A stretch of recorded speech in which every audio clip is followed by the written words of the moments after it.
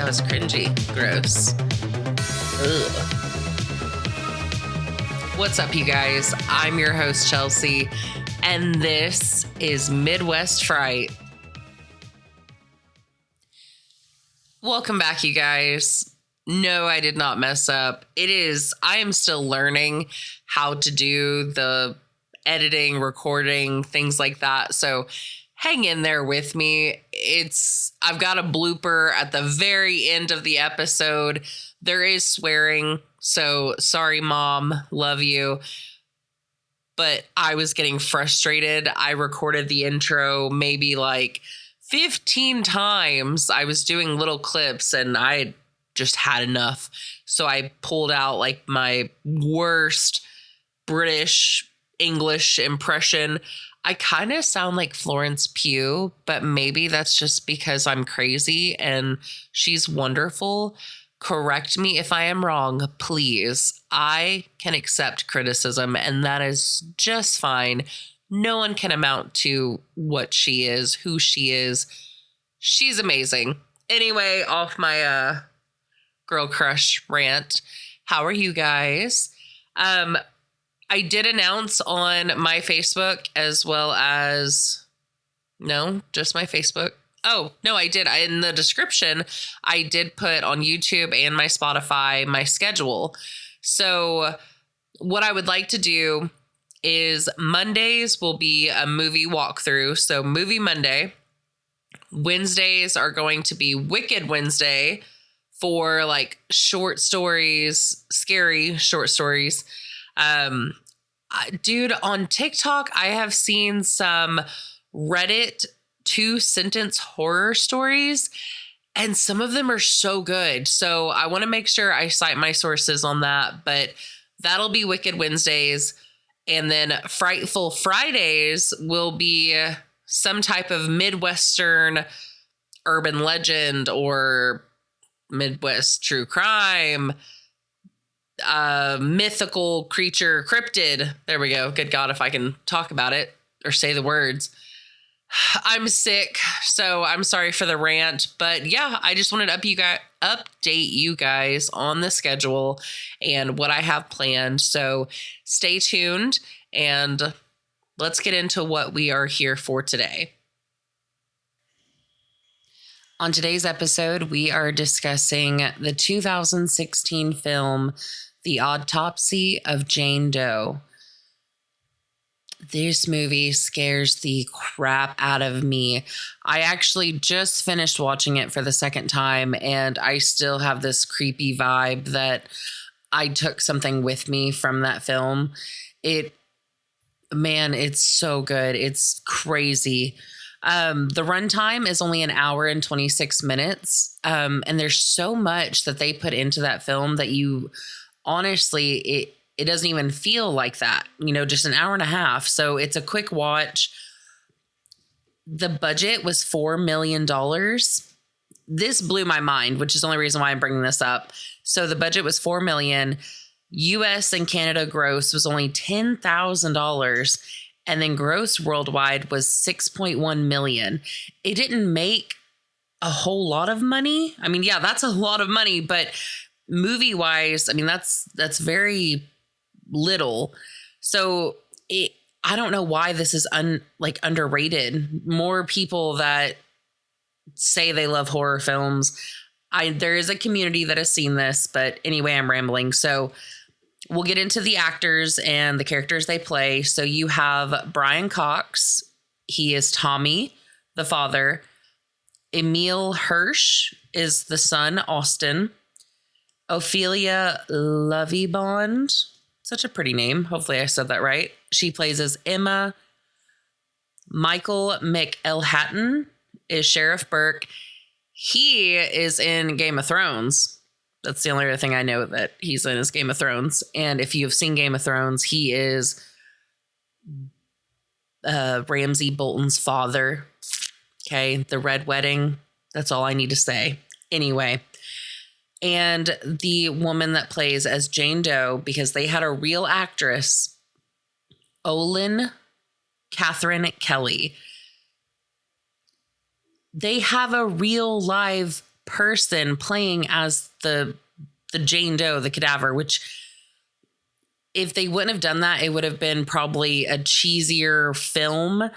But the reason why they wanted her to cast her was to give the audience more of like a human type feeling, I guess. Like you feel more connected and more open to it.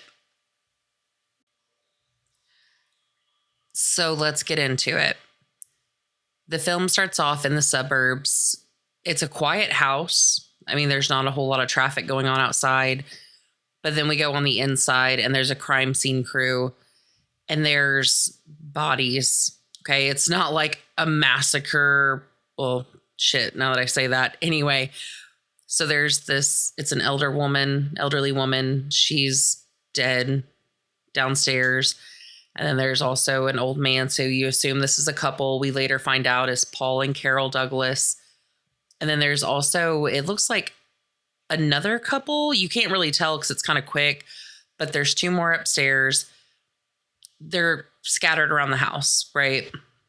Then we flash to the basement and we see an opening in the dirt, kind of like a hole has been dug up. And there's a half naked woman. Okay. Like her body is unscathed and she's dead. She's halfway buried and they can't identify her. So she's Jane Doe. They have no idea who she is. Nothing from the house has been stolen, and it doesn't seem like anyone broke in. But I assume as the deputy, she says, but it looks like the victims were trying to break out. We're then introduced to the Tilden Mortuary and Crematorium. They're a third generation family. So this has been around for quite some time. We meet Tommy, the father, and Austin, the son. They're playing some tunes on the radio, and they're working on a crispy burnt cadaver. It seems like Austin is a assistant to his father, and we later find out that he is actually a like medical examiner or a medical technician. So while cleaning up, Tommy asks, what's the cause of death? Austin says, well, smoke inhalation. Tommy's trying to teach him to look more in depth, that it's more than just what's there on the outside. So Tommy starts asking him about the scene. He was found in the kitchen. The house was ablaze. Front door was only 30 feet away, but he wasn't even close to trying to escape. He then tells Austin to look at the brain. He finds the fracture, and he suffered a subdural hematoma. Every body has a secret. This guy fell, hit his head, and then they're like, it's sad that no one claimed him. Austin gets a text from his girlfriend, Emma, about seeing a movie, and Tommy's like, I thought they closed that place down. He said the last movie he saw, the woman had Alzheimer's, and the guy was building her a house. Guess what he saw? He saw The Notebook. I hope you guys said that. Like, oh my God, I know that movie. Anyway, he mentions that it was with Austin's mother for her birthday. It is later on mentioned that she passed away 2 years ago. Tommy goes outside to smoke through a cellar door. And there are two ways to get inside of their mortuary crematorium, which is underneath their house. There is an elevator. Then there's the cellar door.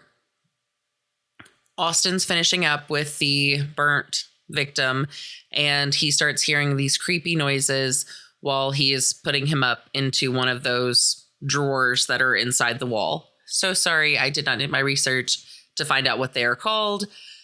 Moving on. We meet Stanley the cat. He's climbing out of the air vent with a dead rat. So Austin's like, gross, disgusting. Well, then he keeps hearing noises. So he starts walking down the hallway investigating, and you see this mirror at the bend at the hallway. So that way you can see on either side of the hallway. Okay. So you can see like who's coming. His girlfriend, Emma, jump scares him, and she came down through the elevator. Well, she wants a tour. They go back to the room that has where they do the autopsies and where they store the cadavers. And she asked to see one of the bodies. And he's like, what the fuck? No, like my dad would not let you. Hell no. Well, Tommy walks in and he's like, try me. Just pick one. So Austin's like, whatever. So he pulls out this old lady's, and her name's Irene. We see her eyes and mouth have been sewn shut. And Emma's like, no, not that one. I don't want to see that one. And she goes, I want to see this one. And it's like, what is her deal? And Tommy is looking at her like she doesn't know what she's getting herself into. So Austin says a body is a body, but he obliges. He pulls out the next one, the one that she picked, and we hear the bell on the ankle. And there's a sheet covering his face, and you can tell that it's been caved in. She's like, what's the deal with the bell? And he explains that it's traditional. Old times used to be difficult to tell the difference between a dead person or a comatose person, and it helped morticians know if someone was alive or not. She's like, huh, okay. So after discussing that the body was first marked as suicide until they found strychnine in his system, he was dead before the gunshot blew his face off. That is a quote. That is not me being horrible and mean. But when she asked why, Tommy says, you're just like your boyfriend here. The why is for the cops. We're just here to find the cause of death, the COD. She goes to remove the face covering and Austin stops her, but Tommy says, no, let her. And right before she's about to pull it away, the bell rings and Tommy giggles. So it's implied he just wanted to spook her a little. So Austin and Emma are about to leave out of the elevator when Sheriff Burke from the crime scene earlier exits the elevator with our Jane Doe. Austin looks confused, like he didn't know about this, but his father did, because you hear Tommy say, hey, bring her back here. He tells his father, hey, I can stay, but Tommy insists they go out and have some fun. While they're leaving, Austin is telling Emma, like, it's weird that the sheriff's there that late, and it must be something really important. And Emma, you can tell she's getting upset. You know, she's like, you're ditching me again. You know, what about whenever you leave? Have you not told him? And Austin has not told his father that. We're assuming either he doesn't want to work at the family morgue, or maybe he's going to a different school, or if he's just ready to move on. Emma's upset, but he assures her that they can catch the late show and just to come back later, but he should help his dad. So Sheriff Burke is telling Tommy they found the woman in the basement, no fingerprints in the system, and there was no ID. So Tommy's going through the crime scene photos, and the sheriff explains that one of the victims was employed by Paul and Carla, and he suspects that he killed Jane Doe and was just trying to hide the body, but he didn't think that the Douglases were home, and they all were shot because he mentions a .38 caliber gun. Burke wants the autopsy done tonight because they have 4 dead bodies and no clue how any of it connects. He needs to have an answer for her because he's not sure if the press is going. He needs to get the press off his back, basically. We all know how this goes. We know they're going to say whatever they need to, so that way people feel rested. They feel comfortable. So he wants them to find the cause of death and or who she may be. Sheriff Burke leaves and Tommy and Austin get to work. The radio is saying that it's sunny and nice weather is still expected. So to set the scene a little bit better, they have a chalkboard with a body outline that they use for notes. They have a video camera and they have a bulletin board for photos that they take during the autopsies. And during the recording, Tommy states that there are 4 stages to an autopsy.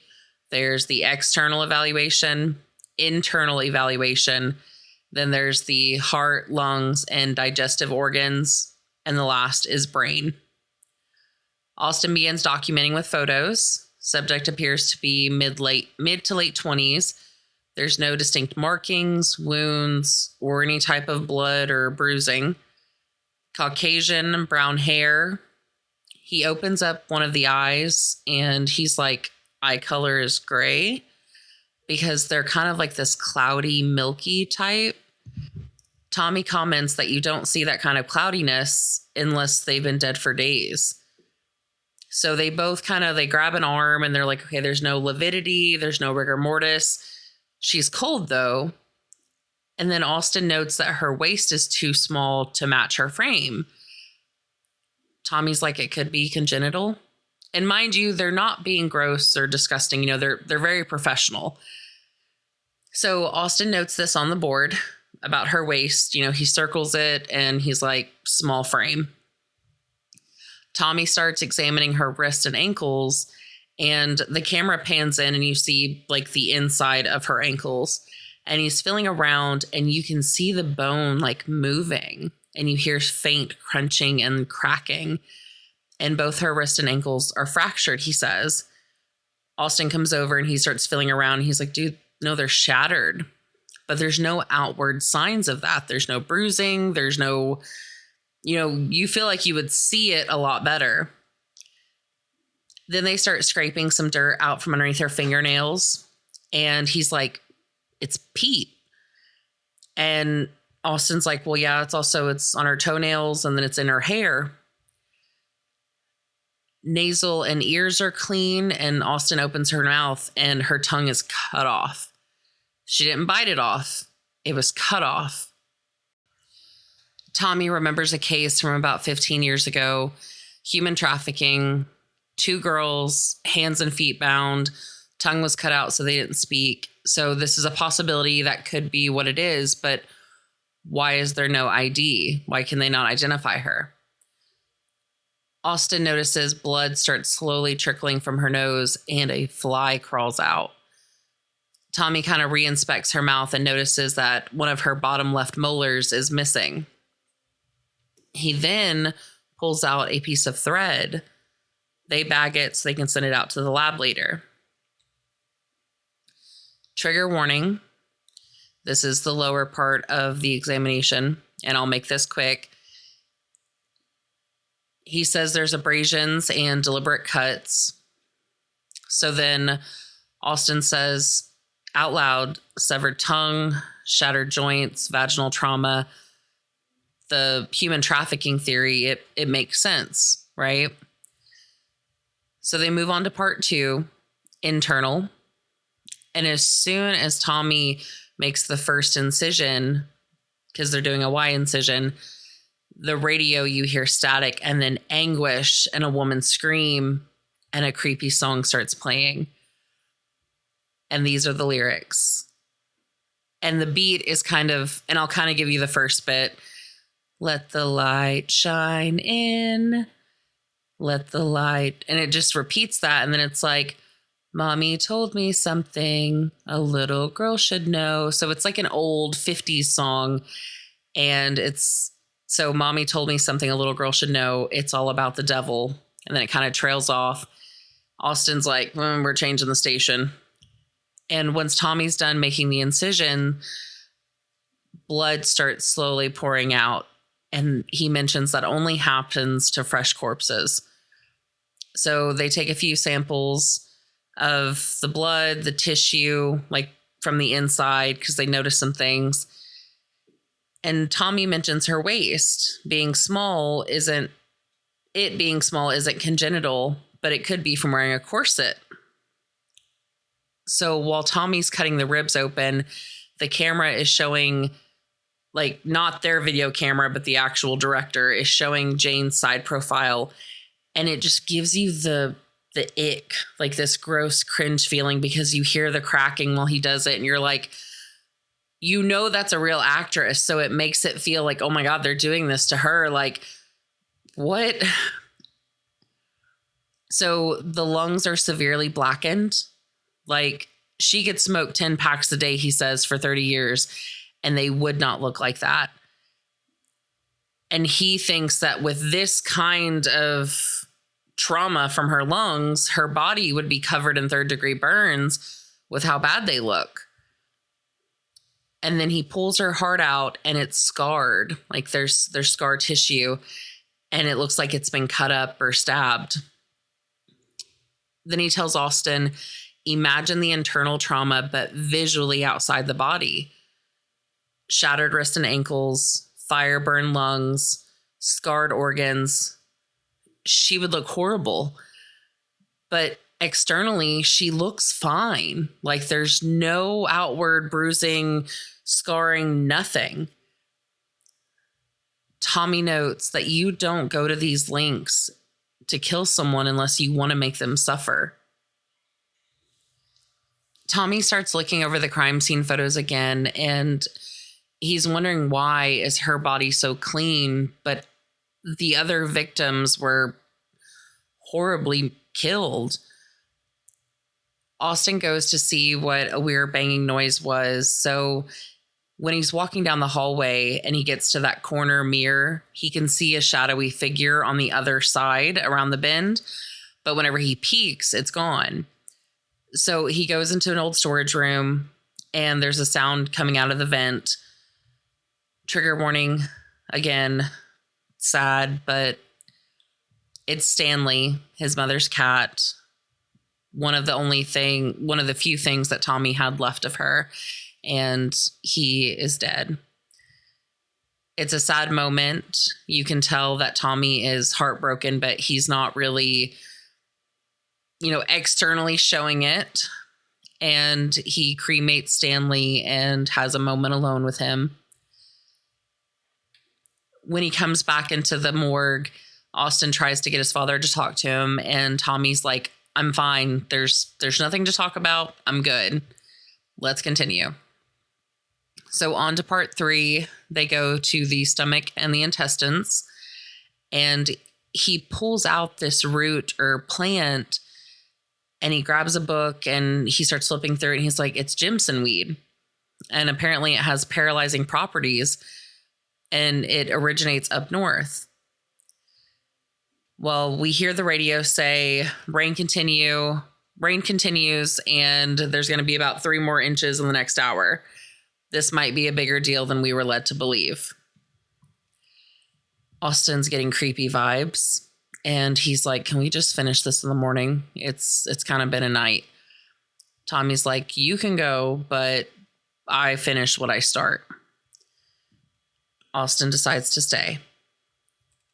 Tommy pulls out this little sack from her intestines, and when he opens it, there's a tooth, and there's a symbol on the inside of this sack because it's like a piece of shroud that has writing along the edges. And Austin notices the Roman numerals, XXV11, or II, sorry. So he writes that on the board, takes the tooth, and it fits where her missing molar was. So they're slowly starting to piece together, thinking this could be a religious type thing or a human sacrifice. They bound her, ripped her tongue out, paralyzed her with a root, forced her to swallow her tooth wrapped in this cloth, internal cuts and stabs, and then burning. And during this scene, the music is so chilling and dramatic. Tommy says, but she doesn't even have a broken nail. There's no trace on the outside of the body. The radio continues in the background, and you hear flash flood warnings in full effect. Trust me when I tell you, this is not a storm you want to get caught in, folks. And then the tone changes, and he says, one thing's for sure, you're not going anywhere. And then the station switches to that old creepy song again. And I have goosebumps right now, you guys. I'm telling you, this movie, if you watch it, do not watch it alone. Don't watch it in the dark. Oh, God, it's so creepy. So here's some more lyrics. My mother told me all the little girls should know it's all about the devil, and I've learned to hate him so. He will never, ever leave you if your heart is filled with gloom. So let the light shine in. And the music starts getting intense. And then the score from the movie is getting more intense. Tommy starts to peel this layer of skin from like the sides of like her body. Think of it like this, and it's gonna sound so bad, but think of it like filleting a fish. Okay, so he's taking that skin, and the inside of her skin is tattooed with like this symbol, and there's markings like, what the fuck? And the camera zooms into her face, and again you feel this sense of like dread. And the radio starts going crazy, and one of the storage body door things starts opening, and then the lights all of a sudden just spark and explode. Like it's a nightmare right now. So all the power is out, and Austin grabs a flashlight, and you hear broken glass from the light shattering. And when he stands up and the light shines, all the doors that the cadavers are in, they're all open and they're empty. And Tommy finally says, let's get the fuck out of here. So while they're running down the hallway, the generator kicks on and the elevator isn't working. So they try for the cellar door, which is upstairs from this basement thing. But it's storming so bad, a huge tree has fallen on top of the door. Austin finds out he has no cell signal, so they decide to go into the office for the landline. Tommy gets through to Sheriff Burke, but they can't hear what Tommy is saying. You know, he's like, hey, I need help. I need to get out of here. Then all of a sudden they hear a bell. Ting, ting, ting. Ting, ting, ting. And oh my goodness. All of a sudden, Austin decides that he's going to look underneath the door, and he sees like the cadaver's feet walking, and you see the bell, and they're both stressing out, and all of a sudden the door starts getting beat on, and so they put this filing cabinet in front of it, and Austin's like, everything was fine until she came here, until we cut into her. Tommy's like, it's just a body. Like, there's no way. So Tommy goes to the bathroom that's inside the office, and he, kind of having a moment. And then all of a sudden, Austin notices a figure behind the shower curtain. But when Tommy pulls the curtain back, the figure's gone. But then something attacks Tommy from behind, slams the bathroom door shut. And Austin's beating down the door until all of a sudden it lets him through. And Tommy's laying on the ground, and he's been hurt. And he tells Austin it was the burnt body, and his eyes were gray like Jane's. They notice that Tommy's stomach is starting to get all bruised up on one side. And Tommy's not believing this is possible. There's no way it's her. But Austin finally convinces him that you can't explain this. It has to be it. Like, it was fine until Burke brought her here. So they decide to get back to her body, and they're going to take her to the crematorium. But the doors in the morgue are locked. They can't get out. So Austin grabs a fire axe, and he starts hitting the door, and he makes this small peephole. And then they hear the bell again. Ting, ting, ting.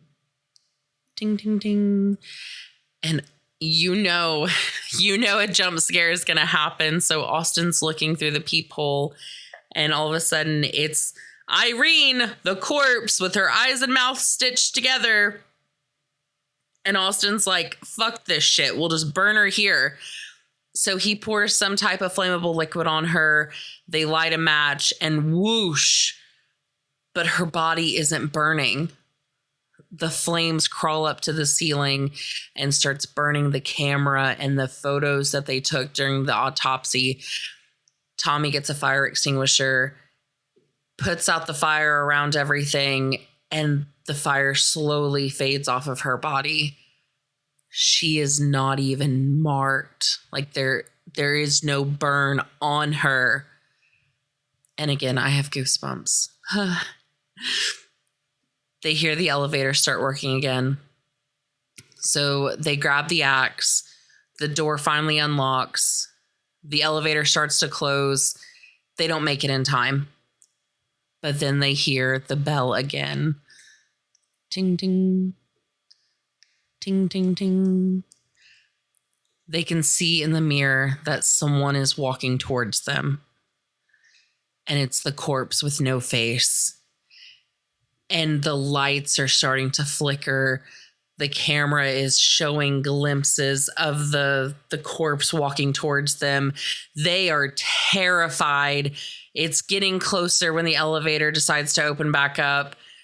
They get in, but it won't close all the way. The bell's getting closer. You hear the ding, ding, ding. Like, it's so stressful. And then Tommy decides, I'm going to slam the axe down. But then they hear a gasp and raspy breathing. It's Emma. Austin's girlfriend came back for him.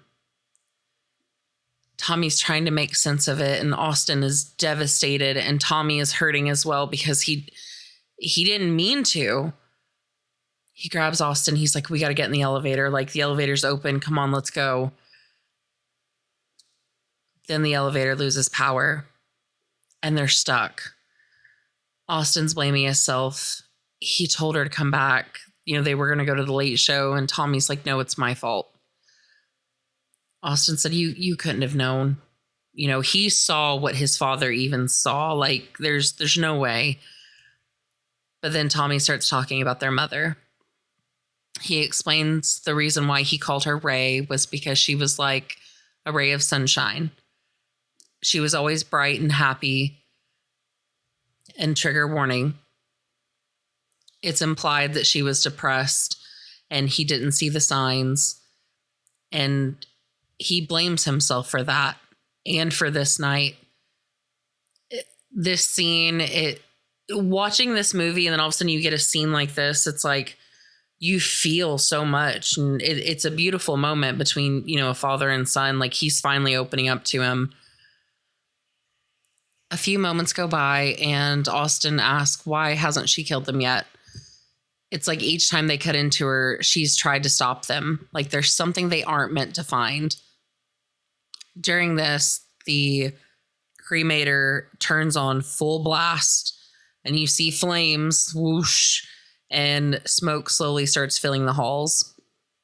And Tommy looks at him and he's like, the fuck? Like, you want to go back in?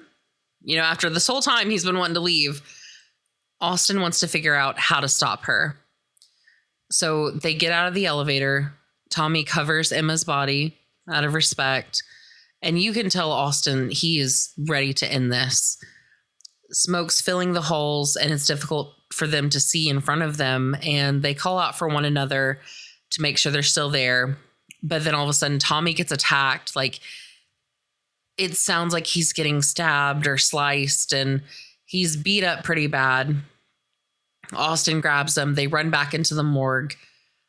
Austin decides to begin the final step of the autopsy, which is the brain. It appears normal. So Tommy removes a piece of the tissue and they look under the microscope. And guys, her brain is still alive. She is still alive. Austin doesn't believe it. Tommy's like, something is driving her. So Austin begins looking at that shroud piece, the cloth again, and he folds it and he sees like Leviticus 20:27. So Tommy grabs a Bible off a shelf and this is the verse. This isn't what is said in the movie because what's said in the movie is a little bit different. It's more on the nose in the movie, but this is what Leviticus 20:27 is. A man or a woman who acts as a medium or a clairvoyant shall be put to death. They shall be stoned to death. Their blood guilt is upon them. And holy shit, it smacks them both in the face. Austin then realizes the Roman numerals, the XXVII, 1693. They both look at Jane. 17th century, the Northeast, New England. Holy shit. Again, I have goosebumps. It's Tommy's like, there weren't witches in Salem. They were all falsely accused. They were innocent. But Jane wasn't hanged. She was tortured. It's like they did a ritual and the ritual didn't work. But what if it was performed on an innocent girl and it created this? Everything done to her, everything they did to her, she can feel it. And she wants them to feel. Tommy then raises his shirt and you start seeing a bruise forming, and it's the same shape and symbol as what her internal tattoo is. That's why she's keeping them alive. It's her revenge. Austin's like, but why the couple? Why them? Why anyone? Tommy says, whoever survived just got rid of her. They just hit her. They buried her deep. Tommy understands she won't stop. She is still suffering. She won't stop until, bam, something hits the door. The door is getting beat on and something is trying to get in. Austin runs to it to make sure it's still locked and it's barricaded. Tommy leans down to Jane. I won't fight you. Please don't hurt Austin. Let me help you. And it gets quiet. We see Tommy's face and then we see hers. And then Tommy starts writhing in pain. Austin runs over to him and he's like, Dad, like, what's wrong? And all of a sudden, Tommy's wrist snaps. Hers repair. His ankles shatter. Hers start to form normally again. He is in anguish and we see her incisions slowly begin to close. And then the scarring is clearing off of her heart and her other organs. And then her lungs begin to turn pink and Tommy lets out smoke. And her eyes begin to turn brown while his turn gray. Tommy reaches for a scalpel while he lay on the ground and he asks Austin, please, please. Austin begins crying and he knows because he doesn't want his father to suffer the same way this girl suffered.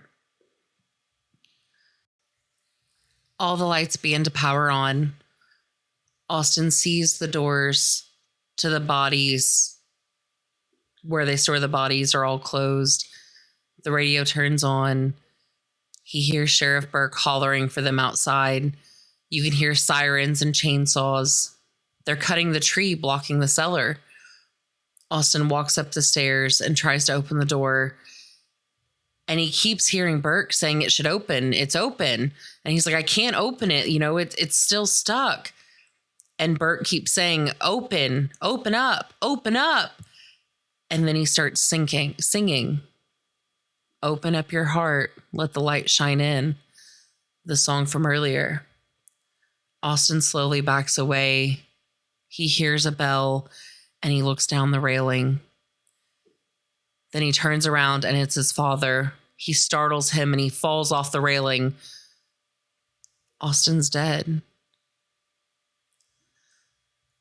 The sky is sunny and bright, and Burke and his crew are investigating. What the fuck happened? They see the bathroom, everything in disarray. They see the axe markings through the door. They find Emma, Tommy, Austin, and Jane Doe's body. Deputy says there's no forced entry, and she says he may have, implying Tommy committed a murder-suicide. Burke cuts her off. I've known them for 20 years. Whatever you think this looks like, it is not it. The radio says today's going to be another nice one. Today is our 4th day of clear skies and sunshine. All bodies are accounted for. It's like they never even performed the autopsy. Burke looks at her and he says, I want her out of my county. He does not know what is going on, but ever since Jane Doe arrived 24 hours ago, it has been nothing but hell. So then we fast forward to an officer transporting Jane Doe, and the radio station changes to the Sunshine Song, and the camera goes from her head down to her toes, and we see her feet with the toe tag, and her big toe wiggles, and we hear a bell. Ting, ting, ting. So that was the Autopsy of Jane Doe from 2016. Holy shit, you guys. I have goosebumps still. I've seen it, oh God, so many times, but I watched it twice just so I could do this, and it still creeps me out. So let's talk about this for a minute. With Jane Doe, okay, so obviously she was a witch, or she was turned into a witch. You know, she was innocent, and they did this ritual to her because, you know, fucking Salem, Massachusetts, man, that whole time period was wild, okay? They didn't burn witches, they burned women. But if everything that was done to her, and Tommy says, you know, I'll help you, and she repairs her body. They had removed the Jimson weed, which had paralyzed her. They removed the little cloth with the symbol on it. You know, they basically are making her whole. And the fact that her toe moved, holy shit, is she going to start walking? Like, what does that mean? I'm really glad they're not going to do a second one. I mean, this came out 2016. Nothing's been said again. But I don't see why this is not more widely known.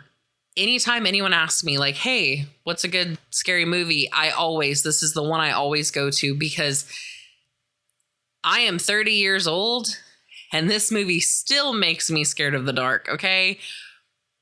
You have to watch it if you've never seen it. Again, don't watch it in the dark. Don't watch it by yourself. If you have to, pause, watch it in increments, go different days, but you have to experience it. I mean, you don't know horror until you've watched this. I promise you that. So thank you guys. See you on the next one. Thank you so much for listening. You can email me your request at midwestfrightpodcast@gmail.com. Follow me on YouTube and follow on Spotify at Midwest Fright Podcast. See you next time. Bye.